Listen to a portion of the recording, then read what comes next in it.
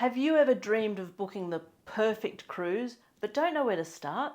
Stick around, I have all the secrets to crafting your ultimate dream vacation at sea.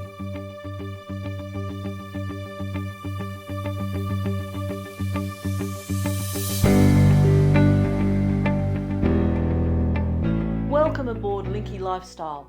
I'm Marty, and together with my husband Michael, we're here to revolutionise your travel experience. Embark now for some expert advice based on things we've learned through years of travel and thrilling entertainment as we guide you through the art of levelling up your travel experiences.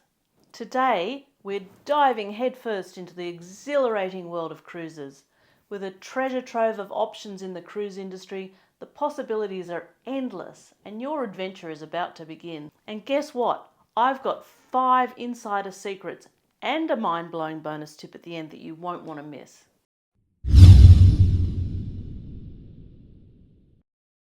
When I first booked a cruise, I was totally bewildered by the different cruise lines. I used to think they were all the same, just a big ship sailing the ocean, but I was wrong. Cruise lines generally fall into 3 main categories: mass market, premium, and ultra luxury. There's also river and expedition cruises, but let's focus on ocean cruising for today. Mass market lines like Royal Caribbean and Carnival are your go-to for fun-loving families or party enthusiasts, featuring thrilling water slides and dazzling stage shows. Premium lines such as Princess and Oceania cater to a more mature crowd, offering entertaining performances but with a more laid-back vibe. And for those craving the ultimate luxury, think Regent Seven Seas and Silver Sea, where you'll find intimate ships, refined service, and a tranquil atmosphere. Each cruise line has a variety of ships of different sizes. For instance, Royal Caribbean boasts everything from the grandeur of the seas with just over 2,000 passengers to the colossal, record-breaking icon of the seas accommodating around 7,500 adventure seekers. The newer ships are often larger and packed with thrilling activities and venues. Hop on their website to explore options. So how do you decide which line is right for you? It all boils down to your vacation style and what you and your travel buddies prefer. If you love high-energy partying, go for a lively mass market line like Carnival. If you're travelling with kids, Norwegian is perfect for action-packed fun. Are you seeking tranquility? Explore a premium line like Princess. And if you want an adult-only escape, consider the serene Viking voyages. My top tip: narrow down your choices to 2 or 3 lines and then dive into YouTube to catch real reviews.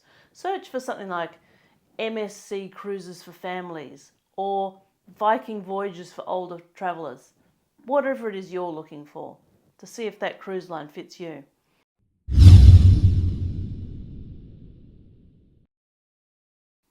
Now, let's talk cabins. When I first heard the term inside cabin, I thought, aren't all cabins inside the ship? But I quickly realised it means there's no windows.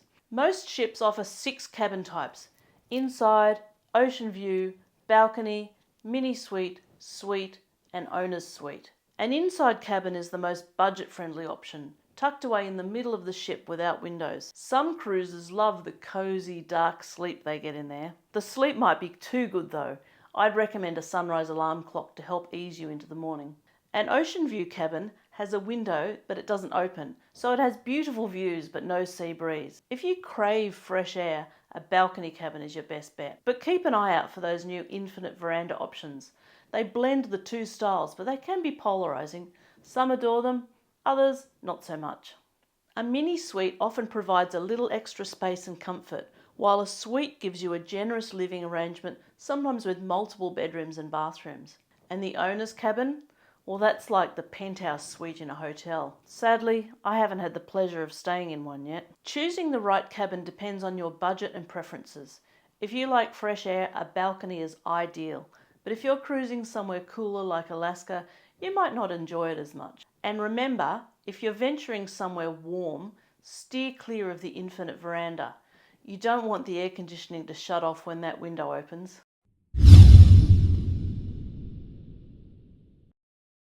Now that you've got a grip on cabins, it's time to think about your destination and the cruise duration. Are you looking for a quick getaway or craving a grand adventure? To save costs, look for cruises from your home port or a nearby port. This can cut down on hotel stays and travel expenses. And if you have to take a long flight to get to your cruise, you might be interested in seeing some of my long-haul flying tips and tricks. There's a playlist and I'll link it up here. After settling on a port, check the itineraries from that port for cruises available during your desired travel month. By now, you might have your preferred cruise line, so hop on their website to explore options. I would recommend a minimum of 5 days on your first cruise. Anything less might leave you wanting more. But if this is your first cruise, avoid longer options like a 3-week transatlantic sail, just in case cruises are not your thing. Hey, before I continue, have you subscribed to our channel yet? Just click on that subscribe button below. It's totally free, and Michael and I will be over the moon to welcome you to our growing travel family.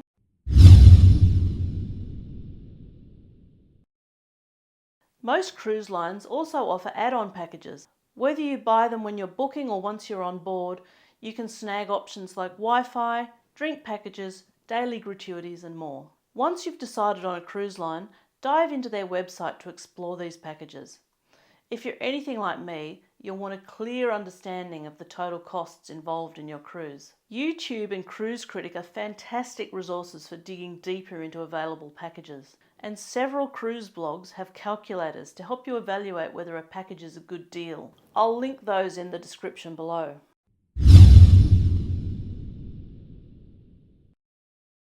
Now, consider the shore excursions available at each port. You can book through the cruise line. There are some advantages, but also some disadvantages. Independent providers sometimes offer similar excursions at lower prices. Platforms like What's in Port and Viator are excellent for exploring other options outside the cruise line, and I'll link them below for you. Some travellers prefer independent excursions for smaller groups, more engaging activities, and unique experiences that cruise lines don't offer. But for peace of mind, ship excursions guarantee that the ship won't leave port without you if you're late. Plus, when tendering, which is transporting guests from ship to shore by small boats, you typically get priority boarding.